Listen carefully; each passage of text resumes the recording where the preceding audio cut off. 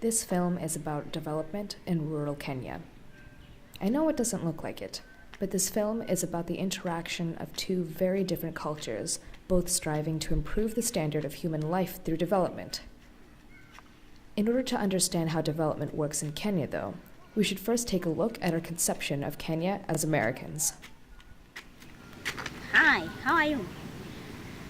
Since it's not very common or feasible for an American to hop on a plane to Nairobi and learn firsthand about the various cultures in Kenya, the information we consume of Kenya comes from the news. Despite much political, social, and environmental upheaval and progress in Kenya, the American media does not cover much of that. In fact, they don't cover much of Kenya in particular at all. Instead, the media amalgamates citizens from over 50 sovereign states all over the African continent into one African archetype. Rather than showcasing African politics or philosophy, the American networks broadcast images of chaos, violence, starvation, and corruption. Civil war in some cases and setting off a human tide of refugees. The militant group Al-Shabaab, affiliated to Al-Qaeda, controls parts of the country. Only now is it letting some aid through. The conditions are worsening and the famine is spreading. Life for people here is very difficult, very secluded. Been killed in days of clashes in Kenya. Some 70,000 have fled their homes amid violence breaking down large. We leave with hope. We leave them in fear. The word I hear more than any other word in the town of Aregi is Rwanda. They feel that. While aid organizations don't use such graphic images, the images that they do use still create distance between Africans and Americans. Can change the world. Some gifts can actually transform lives. Give a gift that truly matters, a gift of hope, which brings real change. Together, we can plan to change the world. Give a gift of hope today. Africa is the land of the other, the dark continent. Shrouded in mystery and chaos, we do not feel the need to understand any of the cultures of that area.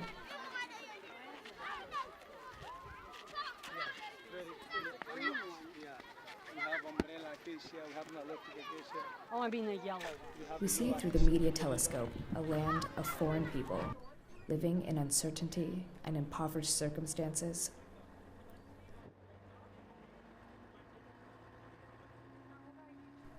We see dictators rise, regimes fall, and a quest for absolute freedom.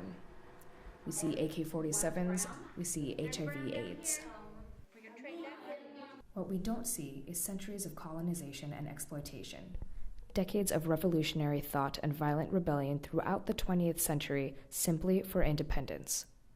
Western governments that encourage unstable African leaders to seal their countries into economic deals that do not necessarily benefit the African countries. We don't see any of this. Instead, we see the doe-eyed African child, an empowered, struggling to progress to the adulthood of Western modernity. In his book Mythologies, Roland Barthes remarked that there are myths that all people of a society enact without even knowing it, that this myth is a process by which we turn history into nature. Historically, Kenya was a British colony imposing upon the people an ideology of inferiority. Even after independence in 1963, early development and aid reinstated that ideology. The West has always treated African countries as democratic or economic infants, simply providing resources rather than teaching them. So when Westerners attempt to initiate development programs in Kenya today, it seems that we take this vision of the African child to heart, even though it's not relevant. To me, development speaks to self-initiated progress, respecting tradition, and harvesting leaders. Development should build a foundation. But in terms of large-scale development, this is difficult. Do you send children to school first, or do you take care of prenatal health? How can expecting mothers be healthy if their crops are failing and they do not have proper nutrition? Do we prioritize food security over providing stable water facilities, knowing the two affect each other? The big issues that development faces are all interconnected. It seems unreasonable to try and focus on one facet while neglecting the others, but at the same time, there simply isn't enough money to cover them all effectively. Maybe we, as a force of American technologized modernity, do not have to transform an entire country at once. Maybe we should take it down to a grassroots level. We should involve the local people and give them the power, enhance their ability to live life according to how they want, and grow on their terms. In early 2011, through a family friend, I had come to know of an organization whose goal and technique was just that. Harambee Kenya, a nonprofit based out of my hometown Denver, Colorado, specializes in development in a small community in rural Kenya. In English, the term Harambee translates roughly to "let's all pull together." This motto seems very fitting for the two-person operation with big goals. Though Harambee only works with one village in rural Kenya, their mission is to create a holistic foundation for development that empowers the people from the village itself. Harambee is run by two members of the Rotary International Club, Carol Carper from Colorado and George Oyeho from Uluthe, Kenya. And I'm president of Harambee Kenya. I'm the vice president of Harambee Kenya. And we started Harambee Kenya in 2009, and we decided to do that because we needed a vehicle for donations that were outside of grants. It's a passion out of need to create a model of development that is realistic and owned by the communities that receive the support for the initiatives that Harambee works on. Harambee Kenya's philosophy is based on 5 pillars of development: agriculture, medical, education, microfinancing, and water and sanitation. I spent most of my professional career in education, both at the early childhood level and the collegiate level. So I'm especially interested in bringing people together from diverse backgrounds and coming together to work together on a project and find a common ground. And so that's my background, and I'm just doing it in Kenya now instead of at home. Philosophy behind Harambee Kenya is to do a holistic and sustainable development. The values on the holistic and sustainable development is hinged upon integrity, honesty, consistency, continuity, and consensus in decision making. When Carol had invited me to come document their process of development, I jumped at the opportunity. Every summer, Harambee invites high school students from Colorado to join them in Kenya and volunteer while learning about the culture. The summer I had gone and followed them, Harambee hired interns for the very first time, all 6 of whom were working on their master's degree at the International Development Program at the University of Denver. And Harambee had a big summer project, the construction of 5 greenhouses meant to bring in revenue that would benefit the community as a whole. Needless to say, it was a very busy summer. Harambee Kenya is working with Uluthe Community Project as a host partner, and the host partner has got 5 initiatives. One initiative is food security that is running organic farming practices, and we do have 8 agents that have been trained. Behind the agriculture farming practices is to do things that do not require financial support or expenditure from individual pocket.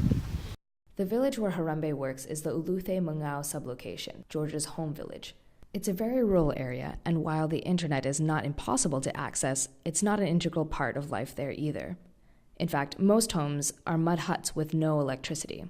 Therefore, the way people communicate with each other is very different and mostly consists of face-to-face interaction. Marshall McLuhan wrote that the medium is the message, meaning that the significance of a message is inherent in the way it's communicated. I think it's important to take note here that since communication in this area is almost completely verbal, that dictates the culture and, for our purposes, how the culture responds to development. Our Western technology and speed of communication is a completely different language than their face-to-face conversation. In the Uluthe Mung'ao sublocation, the residents largely rely on subsistence agriculture to survive. Harambee Kenya heavily involves local farmers who have shown strong leadership and commitment to actively take part in the development Harambee Kenya seeks to accomplish. They call these farmers their agents, and though they may come from different walks of life, they all have the same goal: to harvest healthy maize, which is the most important crop in this region.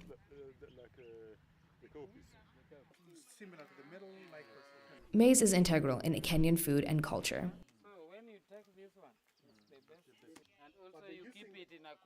Food security is the main pillar, because if you don't have food in your system, whether you have the knowledge or other things, can't work. It is served in many different forms and composes a great part of the Kenyan's diet. Unfortunately, much of the maize in this area is afflicted with striga, a weed distinguished by its beautiful violet flowers.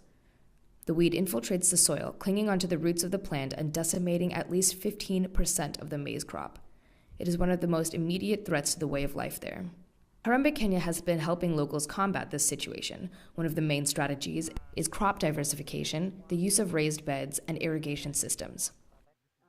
Along with encouraging different farming techniques, Harambee has connected with different institutions and resources. Manor House Agricultural Center is an education center in Kitale, which is a few hours north from Uluthe. Manor House sent a representative to come to Harambee and train the agents on nutrition.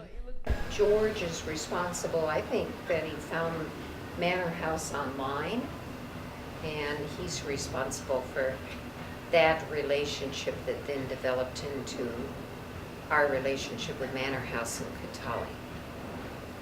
That one is pretty loose in terms of that at this point we merely have some of their trainers as consultant in our program. We are going to talk to the community health workers. We are just going to have an overview program of what training sessions we'll have in nutrition. So we are going to deal with the issues on nutrition. We are going to deal with the nutritional deficiency diseases, and then we are going to show them how to make different types of foods to value add the foodstuffs that they produce, so that they come up with better foodstuffs. And also we want to make them at least to use mostly what they produce, so that they live a healthy life. That's why we understood.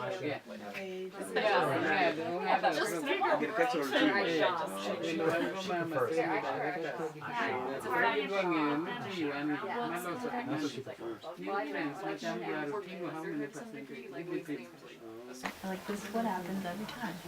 The meeting starts 2 hours late, and we don't talk about anything we're supposed to talk about. Thank you.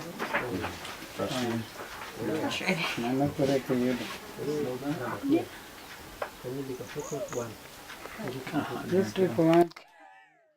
At this meeting, I was introduced to one of the most distinct differences between Western and African culture, the sense of time.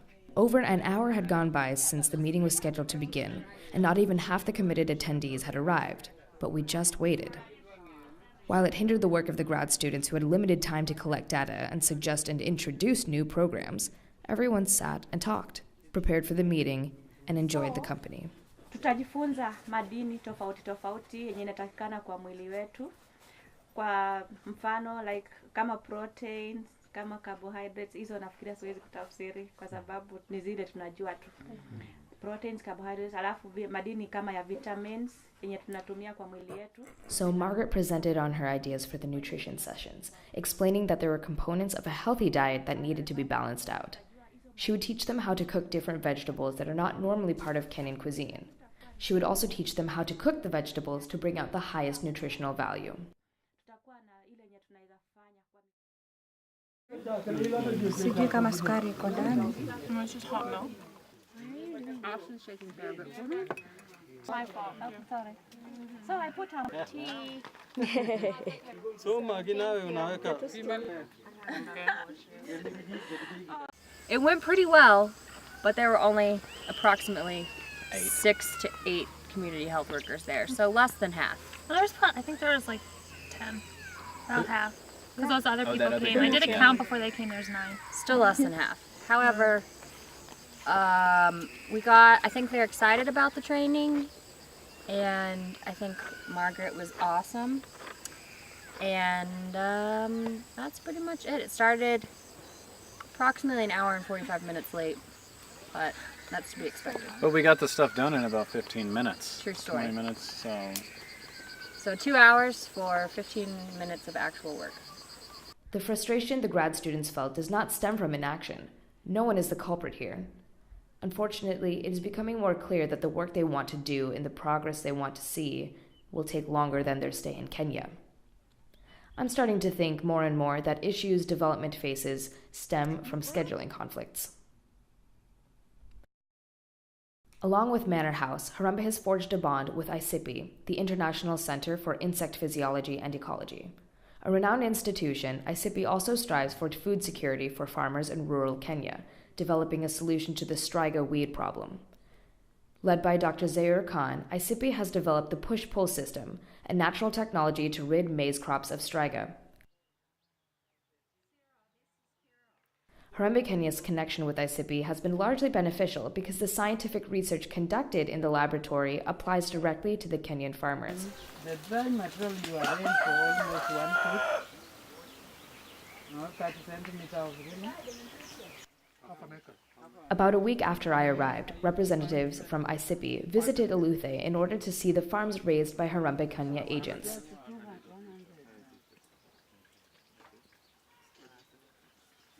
We are working together. Very good. If it is an action day or for any project, we are going together with them. We work together. If there is a forum which we need to synthesize community members on how to make compost or tea manure or any other concerning our agriculture, we go together and we work together as a team. We are doing teamwork in this ground.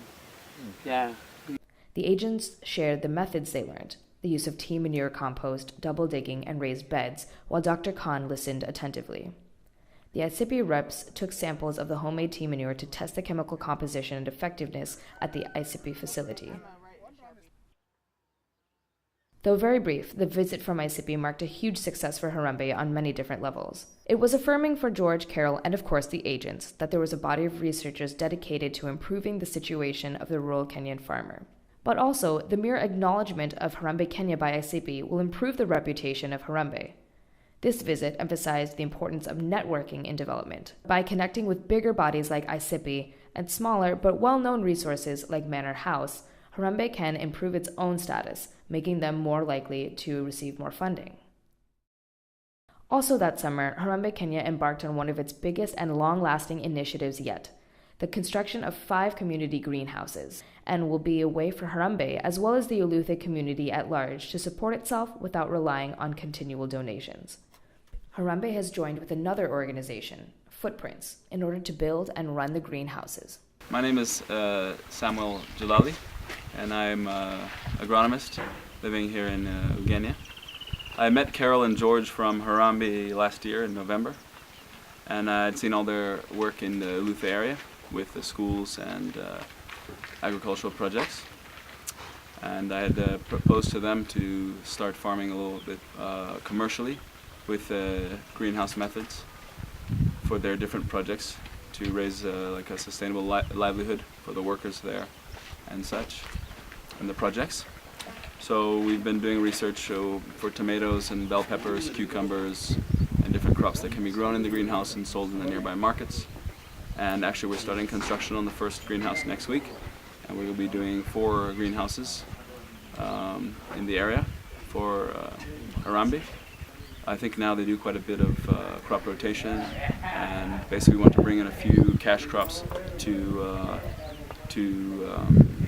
help them with income and stability. The reason why we were interested in what Sam was doing, because he was already voicing a commitment and actual work on trying to get schools, churches, clinics to put in greenhouses so that they began to raise their own funds to sustain themselves rather than requiring donors, which was exactly what George and I were thinking about already, was that we needed everybody to get off the donor stream, and so it was a good fit. We didn't know we were doing greenhouses until December. I said to George, I think we can go back and raise money for these greenhouses, and we actually came back with the 2 for Rotary plus 3 others.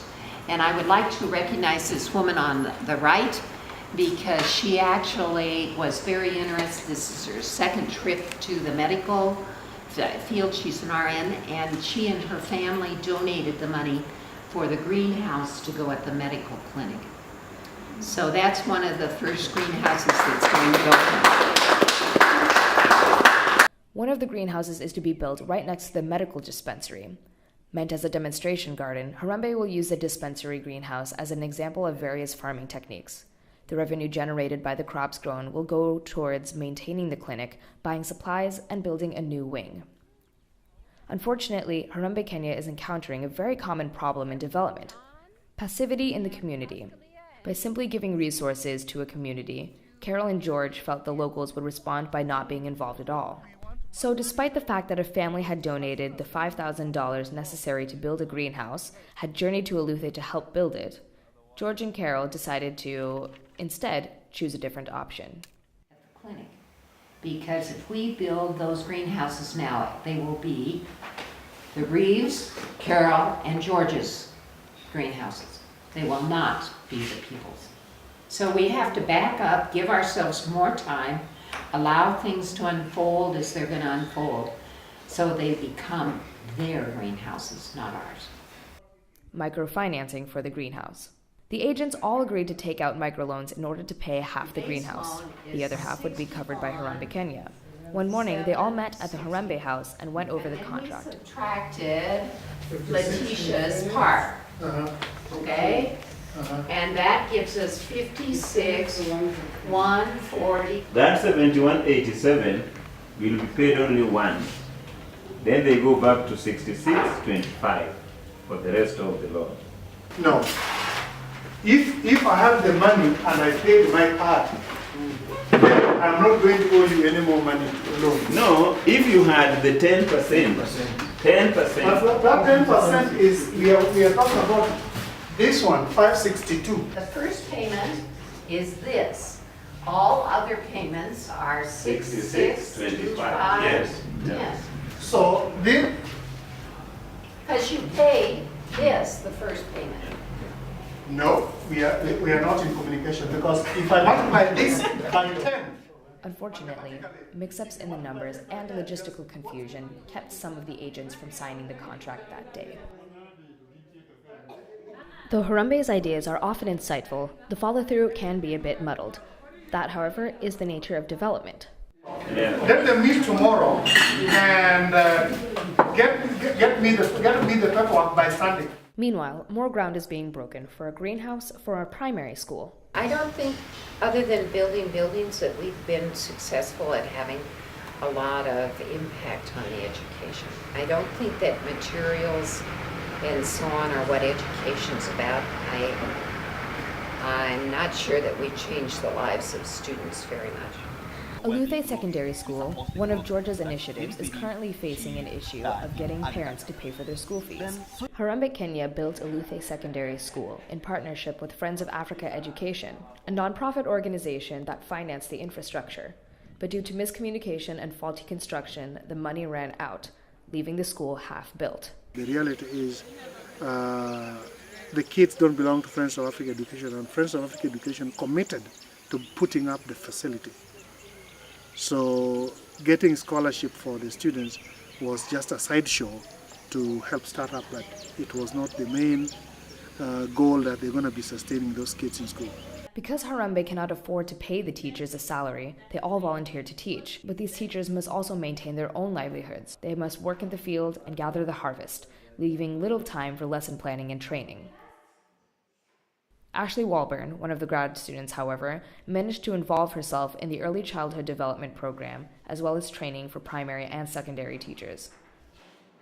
I did a teacher training today aimed at helping the teachers develop student-centered lesson plans, and also gave them some tips on how to teach English as a foreign language, because no matter if they teach English or not, they're all teaching in English, so it's a foreign language to the students. During the break, they all told me that they were learning so much. At the end, George had them go over, talk about some of the stuff they learned, and so I feel like they were really grasped some of the things I told them, so I'm feeling really good about it. Of all the things we're dealing with, that's a population where there's resistance to change. They grew up in a road system which was teacher-centered, and we are just beginning to see some interest, probably in part driven by governmental interest in student-centered learning.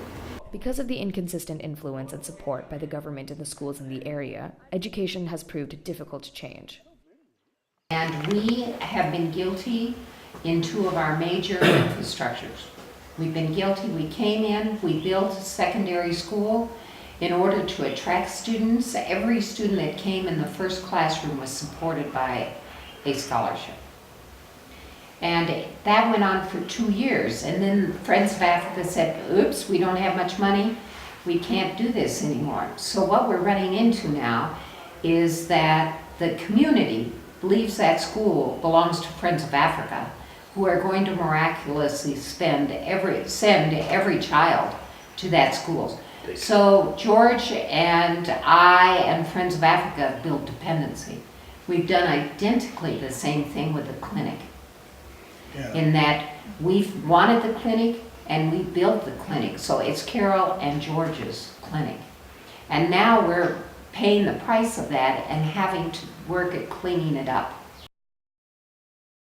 Through Rotary funding, George erected the Uluthe Medical Dispensary a few years ago, but Harambee Kenya has struggled to maintain the clinic with no electricity or running water.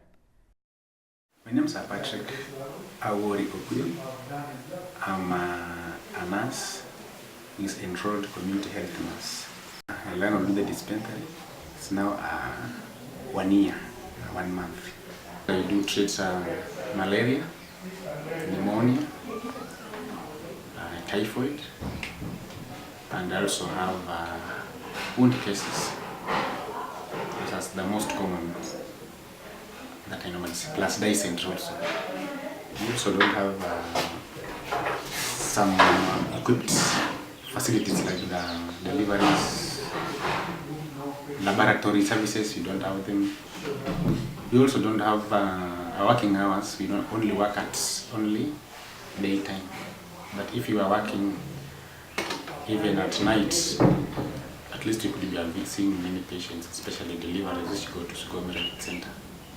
If they can get us electricity, water, and also if they can make our road to be well passable. See, when there's night, when it has rained, it's too muddy, and maybe we are down here, no vehicle, no motorbike. If they can put up a greenhouse here in Uluthe, the much we can get, we can sell some of those products. The money we can get can be put in maybe making more construction of the building and keeping it more, and even paying some bills like the electricity bills. If there will be, it can employ more workers and pay even salaries for workers. Harambee Kenya clearly has huge goals, and their philosophy of establishing a solid foundation in a small community is innovative. But the question arises, with so many initiatives, half-finished infrastructure, and limited funding, have they bitten off more than they can chew? Their philosophy combats clear issues in development. However, when the philosophy is applied, it seems the most organization and progress occurs at the start of the projects. A week before I left, ICIPI had invited the agents to their facility in Mbita, which required a quick ferry ride. For some, this was their first experience on a body of water, let alone outside their village. At the facility, the agents learned about sustainable agricultural techniques.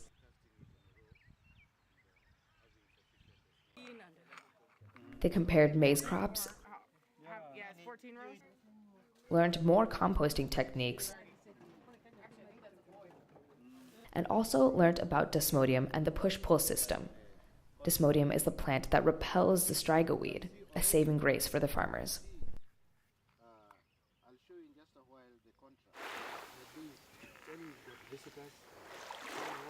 Most importantly, the trip to ICIPI gave the agents the opportunity to reflect on how their environment affected their way of life.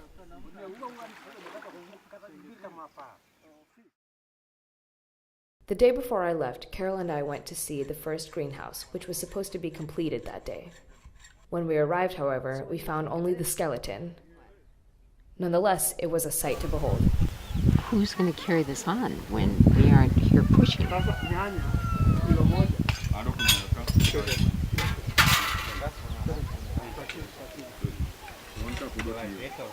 But just that we're putting in a greenhouse in memory of my daughter who died 13 years ago, changes that have happened, especially around agriculture and around some other people, are amazing in the short period of time. It gives me a great deal of joy to have connected with certain individuals where I know that because of the interactions and the learning that we bring, that it's changed their lives. International development requires equal involvement from the developers and the local population. We must respect culture and the way of life, and not see minor setbacks as failures. A quick development project does not exist. Development means a continual process. Though we see development as a manner of rearing and raising the infant of African society, we must be just as critical of our own perspective. We must learn to disengage personal values in light of cultural respect and always keep in mind how much significance lies in the way we communicate. Carol and George are learning to balance their roles with that of the community in shattering the myth of the cycle of social and economic dependence. A small-scale holistic foundation effectively incorporates local involvement in the progress, especially in this region where verbal communication is the media platform. But we must make sure that this holistic foundation collaborates as opposed to dictates. So yes, let's all pull together and develop. Harambee.